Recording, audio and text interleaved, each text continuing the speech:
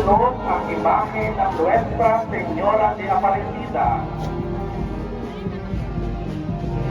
Ayon sa mga talanapasaysayan, ang imaheng ito ay original na natagpuan ng tatlong mangingisda sa bayan ng Aparecida sa Brazil.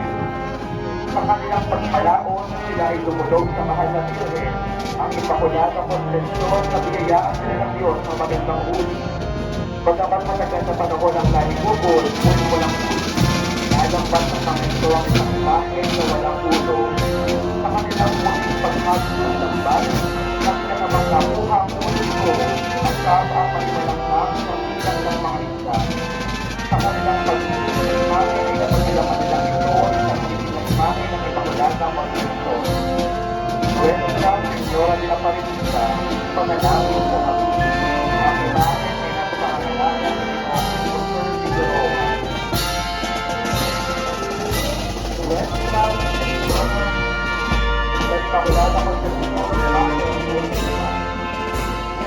itinalingin ng taas ng ito ng ating sa pag-ibig ni Maria ang katotohanan ng kaluluwan ng buhay pananalangin ng may kapal at ikama kanyang nagawan, pagkat pa lamang ng isang paanan ay sinabasira ng salakmanan ng iyan ng lahat ng tao. Na Birhen Immaculada Concepcion, Mater Purísima, ipanalangin mo kami.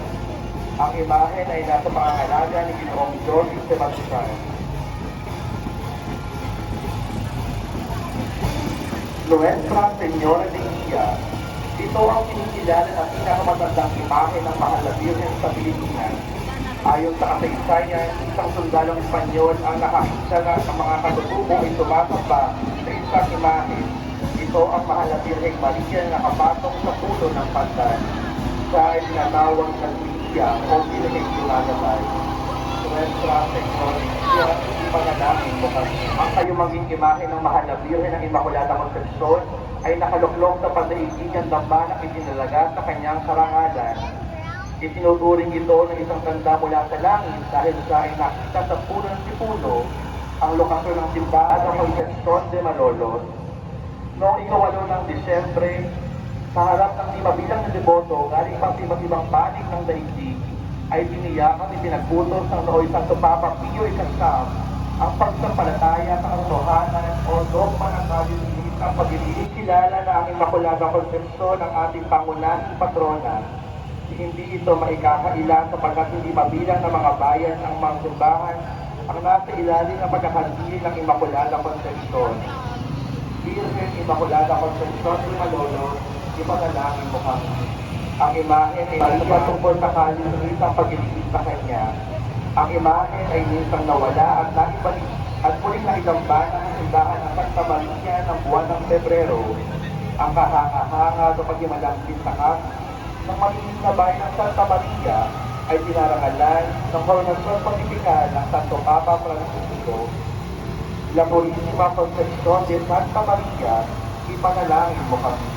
Ang imahen ay nasa pangangalaga ng pamilya ni Sita Teresita Pinay Baquito at pamilya. Nasa ating harapan ang imahe ng Santa Maria Mater Purísima. Ang magandang imahe ng La Immaculada Concepcion ay ang tipikal na imahe ng La Immaculada Concepcion hango sa pinagkapitang larawan ni Bartolome Esteban de Morillo.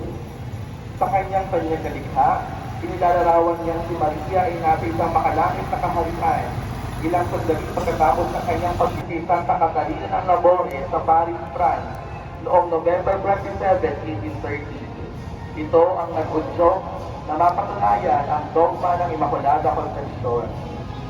Nuestra Señora de la Medalla Milagrosa, ipanalangin mo kami.